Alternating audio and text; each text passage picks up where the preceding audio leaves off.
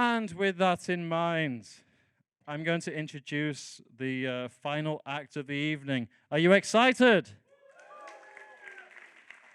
Wonderful. Now, this comedian spent a long time in Austria, and he got out and he came back for some reason.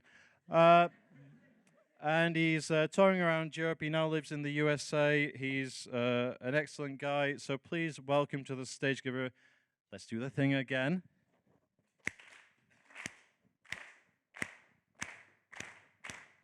Please welcome to the stage, Gus Horn. Oh, thank you. Hello, Salzburg. Give it up for all the other comics you've seen so far. Come on, guys, give it up.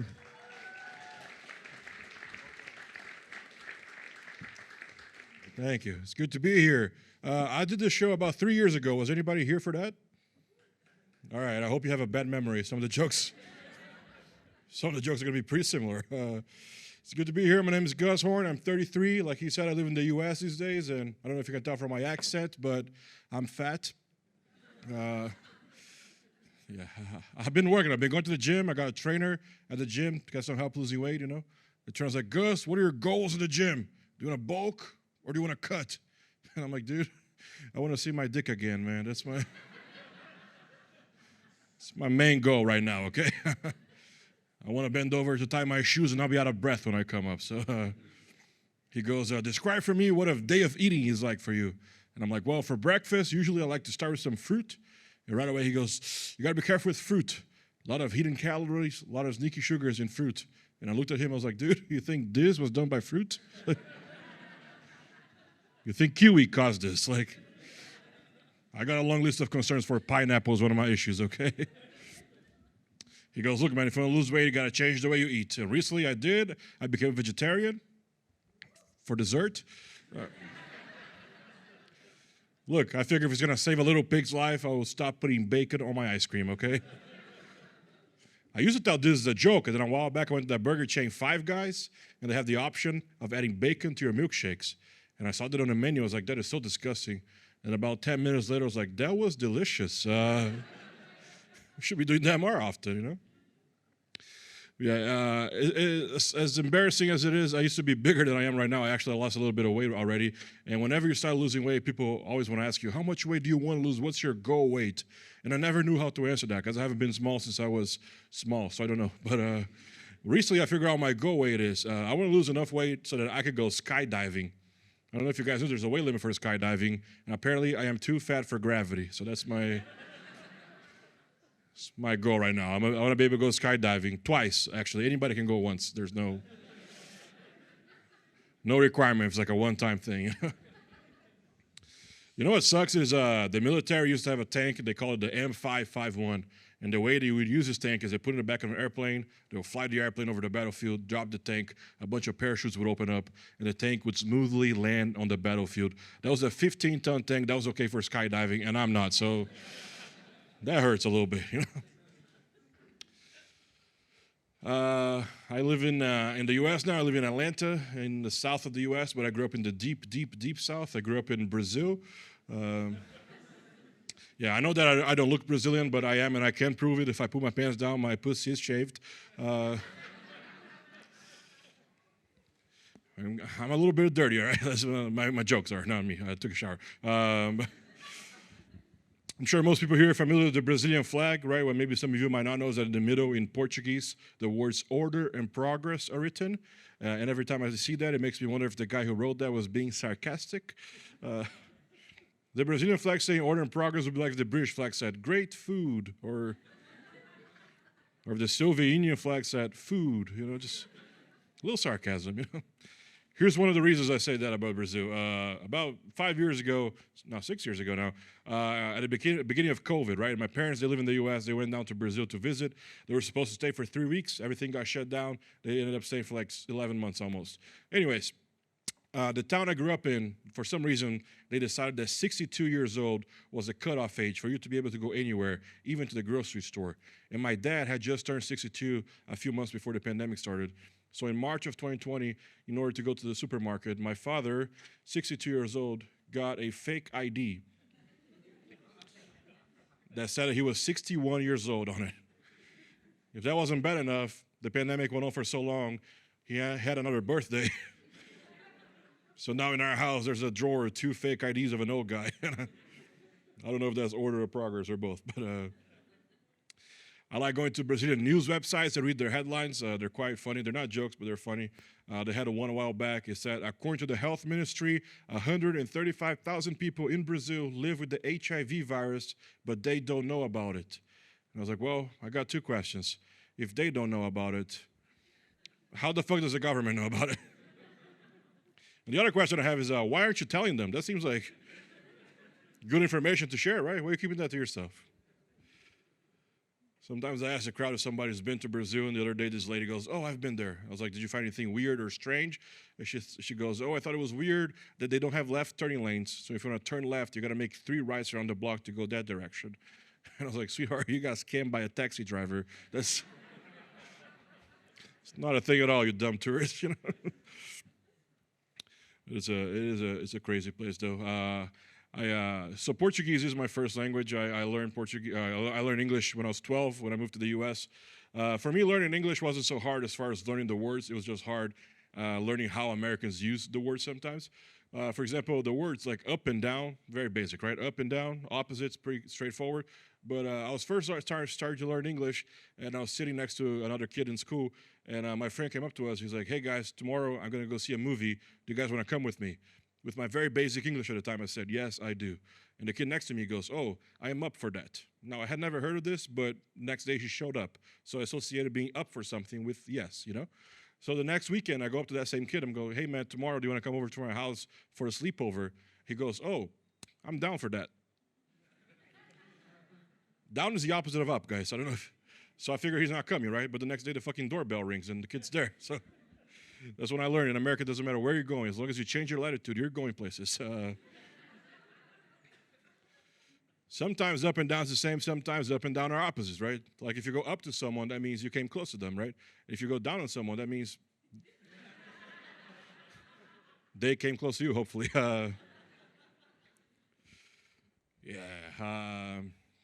If you're looking at my hat and wondering, this is what happens when you go to a Turkish barbershop and you don't speak Turkish. This is yeah, you go home, you try to cut your own hair. That's what happens. I should have known it was going to be a bad haircut because I've been traveling, so I didn't know the barber. I showed up, booked it online. I showed up, and the barber also bald. It's never a good sign. A bald barber has nothing to lose, you know. It's like if you schedule a nutritionist and then I showed up. It's not encouraging, you know. I lived in Austria for 3 years, and the thing I missed the most when I lived here was actually my barber back home, because as hard as this might be to believe, it's difficult getting a good beard and haircut when you don't speak a language. I miss this guy back home. I have a barber, Eric is his name. He's Russian, one of the good ones, I think. I don't know his politics. I just like him because he doesn't talk to me, you know. I go in, he's like, hello, sit down, and that's our whole interaction. And I appreciate that about a barber, you know. I like not having to answer questions when a Russian guy has a razor blade to my neck. So one time I was getting my hair cut with Eric, and I was like, Eric, I noticed there's some thinning up top. Do you happen to know any home remedies that could help me with my hair loss? And he went quiet for like 5 minutes, and eventually he turns around and he goes, okay, here's what you do. Take 12 raw eggs and 1 liter vodka. It's like, what the fuck do I do with that? He goes, 12 raw egg you eat. Raw egg have protein. Protein makes hair grow. I was like, if that were true, the Turkish economy would collapse. But I'll try. What else do I do? What do you do with the vodka? He goes, oh, vodka you drink, gets you drunk. You don't give a fuck about your hair when you're drunk. So cheers for hair loss, eh?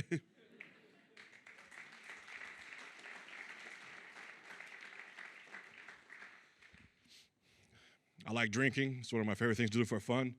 But every year, during the month of October, I do Sober October, not a drop of alcohol. Then November 1st is my birthday. I get back to drinking. Here's what I realized. For me, drinking alcohol is just like riding a bike. Yeah, because if I don't do it for a while, the first time I do it again, it's a lot of fun. But the next day I'll wake up and I go, oh boy, why does my ass hurt so much? All right, I can see some flashbacks in your faces, okay. No, I don't drink too much too often anymore. I think last time it happened was about 5 years ago. I was down in Brazil visiting some friends, and it was at the very end of the COVID restrictions. So the bars were open, but they had to close at 9 p.m. because you know how COVID comes out at night, right? So we get to the bar at 5. I'm drinking. I'm pacing myself, thinking I'm going to be done by 9. And I accomplished my goal. I was pretty tipsy by 9 p.m. And when the bar closed, my friend had this great idea to go to her house and continue to drink at her house. Here's how drunk I was, all right? We were driving to her house. We stopped at a red light. I looked out the window. There was a billboard with a prize for the lottery for that week. And it said 150 million. And out loud, my drunk ass goes, oh, my God, gas is so expensive around here. That's before I started drinking whiskey, right? I don't remember the next 4 hours of my life. Completely blacked out. I just remember waking up in the backseat of an Uber. I don't know how I got there. Just remember coming back to my consciousness and thinking to myself, man, I think you have to throw up, but I think you can make it home. And then about 12 seconds later, we went over a speed bump, and I was proven wrong. I projectile vomited inside the Uber. But it was COVID, so I was wearing a mask. And yeah, it caught everything. No cleaning fees charged, so if you're going to ride drunk tonight, wear protection. I'm not talking about the seatbelt. I lived in Austria, like I said. I lived in Vienna. I lived here in Vienna for 3 years. Moved there originally. I moved there to go to art school. Just kidding, I got rejected, so we'll see. Joking. If you don't know, Hitler applied to go to art school in Vienna twice. He got rejected both times and then took a different career path. Sometimes I think about the person that was working at the admissions office, you know, the person who had to say no to Adolf. I think they'll be so scared rejecting anybody else after that, you know, just afraid of shit happening again. And I have a theory that maybe, just maybe, that's why contemporary art's such garbage. They're not saying no enough in art school, all right? People are taking a shit on a canvas, sending it as a portfolio. I go, this is literally shit, but if we say no, who knows, right? If you don't like this joke, it's okay. It's contemporary art, and that's my point. Vienna is very, very different from the other places I've lived before. For example, a bad neighborhood, you know? Like a bad neighborhood in Brazil is a neighborhood that has extreme amount of poverty, very poor neighborhood. In the U.S., a bad neighborhood is a neighborhood that has extreme amount of violence, lots of gang activity. And in Vienna, a bad neighborhood is a neighborhood that has extreme amount of shops where you can get your phone fixed. So it's a little different, you know? It's like, is that a handy shop across the street from another handy shop? Oh my God, am I okay? By the way, handy shop, the cell phone shops here, if you ever go to America, handy shop has a completely different meaning, okay? We call those Asian massage parlors, and don't bring your phone there. They'll track you. Yeah. You guys, a few years ago, I don't know if they still do it, but they had the Klima bonus. You guys remember that, the Klima bonus? Yeah, if you don't know, they were like, I guess they were giving money for climate change or something. I don't know. I just remember getting a letter saying, come to the post office, we'll give you cash. I'm like, all right. So I went to the post office. They gave me like 140 euros. I was like, geez, that's great. So what I did is I went across the street, I bought a bucket of gasoline, set it on fire. Next year, more climate change. Let's double this investment right here.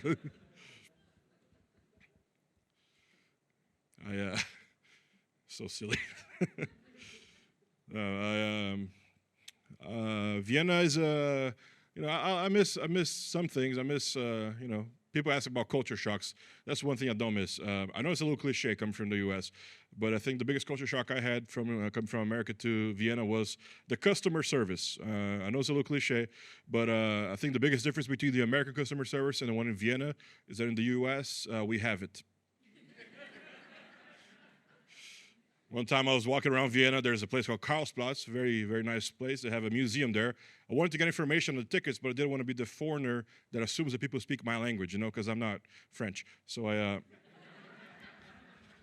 walked up to the window. I go, excuse me, sir, can I speak English? And the Viennese guy working there goes, I know that I can speak English. I don't know if you can. I was like, I'll fuck off and go home. I don't need to be here.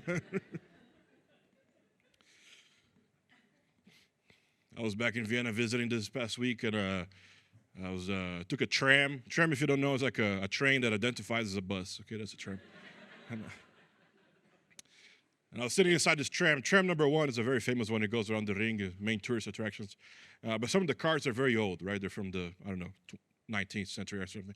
So I was sitting inside, and I noticed outside there was a lady pushing a baby stroller, and because of these high steps of this old cart, she wasn't going to be able to bring the stroller into the tram by herself. So I'm like, let me be a nice guy, go help her out, right? So I got up, and I went down, and I grabbed the front of the stroller, and I helped her bring it in. I sat her down, and she didn't say thank you because she was Viennese, but that's okay. And I was like, you know what? I'm kind of having a shitty day. Let me look at this baby. If maybe the baby smiles at me, it's going to make my whole day better, So I go to lean over to look at this baby, and I looked inside, and there was a fucking cat.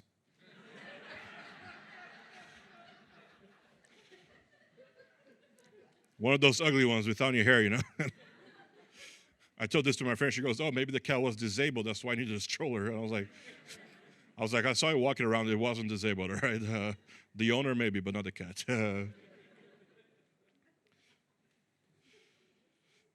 My best friend, he wanted to come to visit me when I was living in Vienna. He goes, Gus, I want to visit you, but I don't want to do any of the touristy things. I was like, what do you mean? He goes, I want to experience Vienna the way a local experiences Vienna.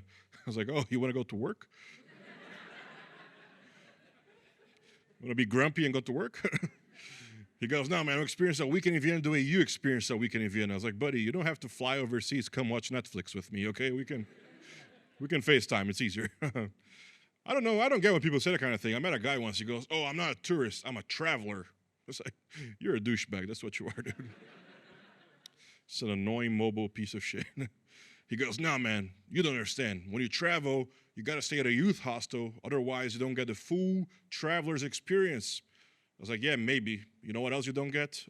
Bed bugs. So you don't get to smell a stranger's shit in the morning. And you don't get to have an Australian girl getting railed by a Dutch guy on the bunk on top of you while a Japanese guy is standing right here watching, because his first time seeing non-pixelated sex in his life. It's kind of thing you might miss out on, I don't know. I say do the touristy thing. I say go to Paris, see the Eiffel Tower, go to Rome, go see the Colosseum, go to Amsterdam, get high, do the touristy thing. I was in Amsterdam not too long ago. I like it because Amsterdam has the main attractions and they have a lot of less known stuff that is also cool to explore. Like last time I was there, I went to the Hide and Seek Museum. Anybody ever heard of this? I think the official name is the Anne Frank House, but all right. Is that where the line is? I will tell you this though, Dutch food is fucking terrible, man. Do you know how bad Dutch food is? After 5 days in the Netherlands, I went to a German restaurant. It was thriving German restaurant. Places with good food usually don't have a lot of German restaurants, If you go to Mexico, you don't find a lot of German restaurants. If you go to China, you don't find a lot of German restaurants. If you go to Argentina, actually you might. I wonder why. I have a theory that a place has kind of shitty food if you ask someone from that place what they miss the most, and they don't say the food first, Like every time I meet a Brazilian, they always say the food. If I meet someone from Turkey, they'll say the food. If I meet someone from Sweden, they go, the winter. How bad is your food that you miss cold, man? Oh, there's a thing I forgot to do about the language stuff when I was learning English. When you learn a second language, you got to be careful with false friends. You guys know what false friends are in English? Or in language, I mean? False friends is like when a word looks like something in your language, but it means something completely different. Like, for example, the word preservative. In English, preservative is things that we put in our food so that it stays fresh longer, But in a lot of other languages, preservative or some variation of that word is the word for condom, So that's something you put your meat in so that it stays fresh longer. And all right. Speaking of false friends, I've been having a difficult month. I'll be honest with you guys. It's been heartbreaking. I found out one of my childhood heroes was actually in the Epstein files, and that was so disheartening, Yeah, Jeffrey Epstein was. India, not even even a little bit, just every page. They even named after what? It's a joke. I hope you guys figured that out. That is crazy. What else? I've been trying to improve myself. Recently, I quit porn. I quit porn. They were about to fire me, and I was like, no, I'll quit. I'll keep my dignity. I have a porn joke. It's a bit too gross. You guys are not gonna go for it, but I'm just going to do part of it. Part of the joke I asked the crowd, what's your favorite type of porn? Here's what I found out when you ask strangers what their favorite type of porn is. There is no right answer, but there are plenty of wrong answers, okay? I was doing a show in the U.S. a few months back in Nashville, Tennessee. I asked another guy in the crowd, sir, what's your favorite type of porn? He got all nervous. He goes, adult? I'm like, I fucking hope so, buddy. Yeah, I also saw him in the files. Crazy. Nah. I love doing comedy for a living, but today is great. This is a great show. Yesterday I was in Klagenfurt. I did a show in front of 13 people. So what I'm trying to say is I love doing comedy, but I also like sleeping indoors. I've been job searching because it's financially difficult. So I've been job searching on LinkedIn. If you don't know LinkedIn, it's like Facebook for people who gave up on their dreams. It's a very sad place. I know that because I'm on there and I'm sad. I went on LinkedIn the other day. I found this article about the top skills that employers are looking for in 2026. And according to this article, the most important thing you have to have if you want to get hired this year, creativity, they claim, creativity. I thought about it for a minute. It makes sense for some jobs. You know, if you do like marketing, architecture, I think you want those people to be creative, for sure. But then other jobs, not so much, you know? Like airplane pilots. Like, maybe we stick to the fucking procedures, right? Like, I don't need to walk into a plane and hear this. Welcome aboard. This is your captain speaking from the cockpit. Today we start a new company-wide creativity initiative. Therefore, I'll be attempting to land this plane backwards. That's a bad day right there. To be honest with you guys, I think most of the times when the pilots come to speakers, they share some useless information. I think they're just lonely, trying to find someone to talk to, you know? Because like they'll tell you the weather of where you're going for no reason, right? We'll be landing in Athens. So the weather will be 34 degrees. As if I'm going to be like, nah, too hot, turn around. Like, we're flying, dude, all right? They also love thank you for choosing to fly with them, you know? Here's our captain, and thank you for choosing to fly with us today. I'm like, man, this is a Ryanair flight. I did not choose to be here, dude.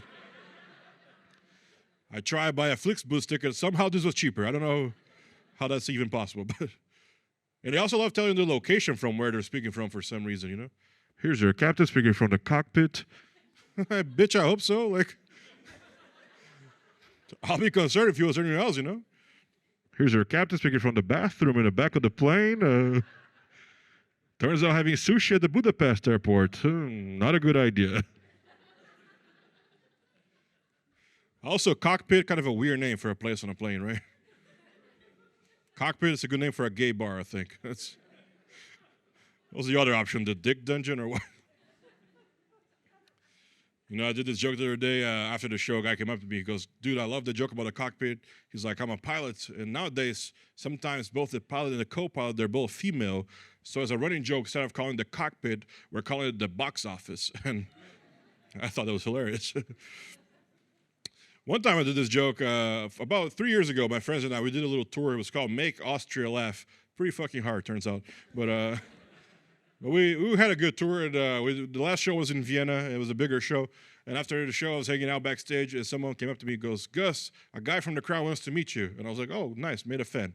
So I'm excited. I go meet this guy. I want to shake his hand. I'm like, sir, thank you so much for coming out. And this Austrian guy goes, well, actually. It's like, fuck, here we go. He goes, well, actually, cockpit is only used for Boeing airplanes. Every other type of aircraft is called the flight deck. And then he turned around and left.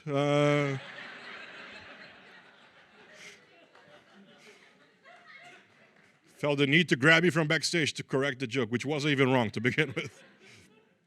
One of my most Austrian experiences I've ever had. Guys, today is March 5th. Yesterday was March 4th, which means 3 years ago yesterday, I met the love of my life. And 2 years ago yesterday, we broke up. Yeah, I was dating a lady when I lived in Vienna. I was dating a lady from the Middle East, and just like that region, she was a bit unstable. You know what they say, once you go black, you never go back? I learned once you go Persian, you go to therapy. That's what happens. For me, dating the Persian lady was like dating the little bird from Duolingo, you know? It's like, it's good when it's going well, and then you mess up one day, it's like, where the fuck are you? You're going to lose everything. Now I'm trying to get back out there now. I try to date people closer to my age. Like my on the dating apps, my age range was too wide a while back. Like a few months ago, I went on the same week. I went out with a 23-year-old and a 43-year-old, and that was just too different, too hard. You know, I was texting both of them ahead of time. I was like, "Hey, what are you up to?" The 43-year-old was like, "I'm helping my son do his homework," and the 23-year-old was like, "I'm doing homework," and that's not good. But at least I don't look great right now. But at least at my age, I'm a little bit more confident. I know how to talk to people. When I was younger, I had no game whatsoever. When I was in my early 20s, I remember one time I went out with my buddies. We were at a bar, and I told my friend that I thought a girl was attractive. He goes, "Man, go talk to her." And I was like, "Dude, I have no chance." He goes, "Dude, worst you can say is no." And I got that in my mind. I was like, maybe he's right. Worst you can say is no, right? So I got in the right mindset, and I'm getting the courage to talk to her, and I'm walking towards her and telling myself, worst you can say is no, worst you can say is no, worst you can say is no. And I go, "Excuse me." She turns around, she goes, "Ew." I was like, "Oh, dude, ew is way worse than no." I'll take 12 no's before. All right, that joke wasn't worth the words. Okay.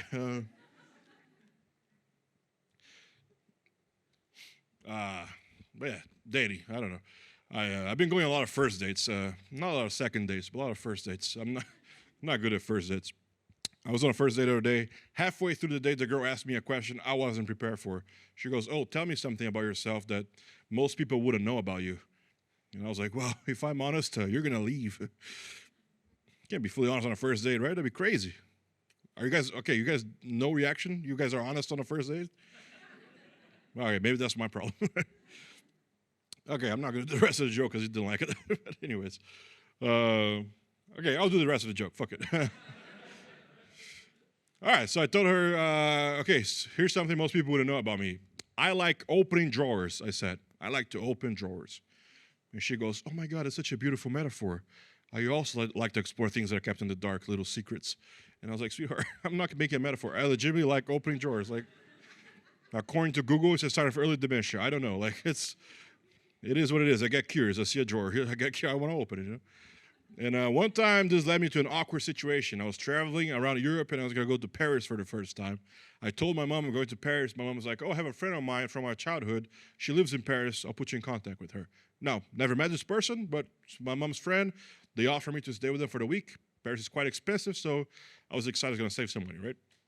I showed up. These people are super nice. They're like, "Welcome to our house. You'll be staying in this bedroom. It belongs to my daughter, but she just moved away to college, so you can use it as you like for the week." And I was like, "Great."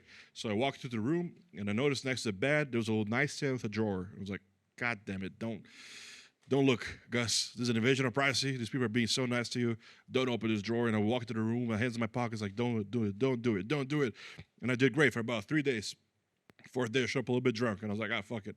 And I opened the drawer. And those normal stuff, you know?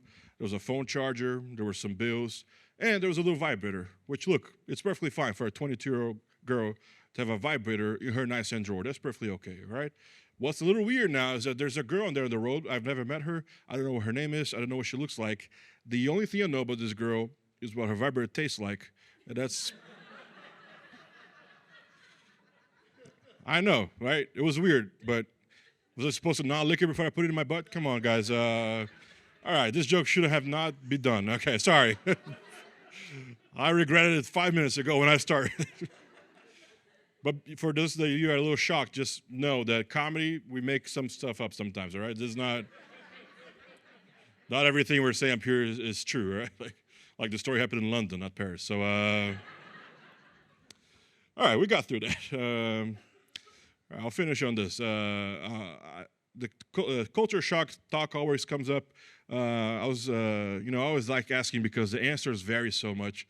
One time I went on a date with a German girl in Vienna, and I asked her about culture shocks. She was like, coming from Germany, different countries, but kind of a similar culture, so there wasn't a big culture shock. I thought, fair enough. But then we went to see a movie, and we were in line to get popcorn at the movie theater. And she goes, "Oh, that was a big culture shock for me because in Germany we eat sweet popcorn in the movie theater, and in Austria they eat salty popcorn at the movie theater," which I thought was an interesting thing to call a culture shock, right? Maybe more of a little zap, maybe. But But I was like, fair enough. But what was strange was about 2 days before that date, I was doing a show and I asked a lady in the crowd about her culture shocks. This lady happens to be from India, right? And she said, well, I came from a small rural village in India, so when I moved to Europe, I could finally experience freedom for the first time. I could do the things I wanted to do with my life and chase my dreams. And I thought, what a beautiful statement, And you fast forward 2 days, the German girl's like, I don't know what this salty popcorn bullshit is all about here, but not having it, okay? But yeah, one time I was doing a show in Linz, and there was a guy sitting right here in the front. I asked him where he was from. He goes, I'm half Israeli, half Iranian. I think there's a name for that, right? Double agent, yeah. I was like, dude, you got to tell me what it's like growing up in those countries. He goes, man, that was really difficult. I could never fit in. When I couldn't go to Iran because of my Israeli background, and in Israel, I was always a foreign Iranian guy, so I could never fit in. That's what he kept saying, couldn't fit in. And that's something I could actually really relate to, because being a fat guy in Europe, a lot of times I cannot fit in places, literally. Say what you will about America. It's easy to be fat in America, Not in Europe, not so much sometimes. One time, when I first moved to Vienna, I moved there in the summer, and I didn't bring a winter jacket with me, so I had to go find one, and the regular stores didn't have my size. So I had to go on Google and type in big and tall store in Vienna, which is just code for fat guy store. And I found this one store in the main shopping street, right, Maria Hilferstrasse. I'm walking towards the store. I had just moved there, had no knowledge of German whatsoever. I still don't. But as I'm approaching the store, I noticed outside there was a giant sign, like a block letter sign, with a German word. And I didn't know this word. I read it. The word was gross. I read it in English, and I was like, dude, I know it's gross, but you don't have to put it on the fucking wall outside, man. Jesus. Like, Victoria's Secret doesn't say slutty outside. What are we doing? Like, eventually, I found out what gross meant. I found out it means large. Found it out during a bad date. It was a bad Tinder date, and I should have known this was going to be bad because this girl did not have a profile picture. I mean, she had a picture, but it was a picture of a glass of beer, and her bio was really short, too. It only said 3 things. It said, I am willing, I am easy, and I have an athletic body. And I was like, what's the worst that could happen, Probably murder, but worth a try. So we matched. We scheduled a time, and I showed up, knocked on the door. They opened the door. She wasn't lying, okay? She had an athletic body because sumo wrestlers are athletes. But I know what I look like, and I'm not going to judge anyone. So I was like, let me try to make this work. The problem was she didn't speak any English. I didn't speak any German, so it was hard to communicate. But eventually things got going. Clothes started coming off, and when I took my pants down, she looked at my penis, and she goes, ooh, gross, gross. And I was like, bitch, you're gross too. But apparently she spoke some Spanish, and then she goes, no, grande, grande. And I was like, oh, she wasn't being mean. She was just lying. All right. I lost track of time. Gerhard, have I done enough? I don't know. This is so unprofessional. I'm so sorry. Huh? I'm at 35. Oh, that's exactly how much time I had. So, guys, you guys are great. Thank you so much. And give it up for Tom.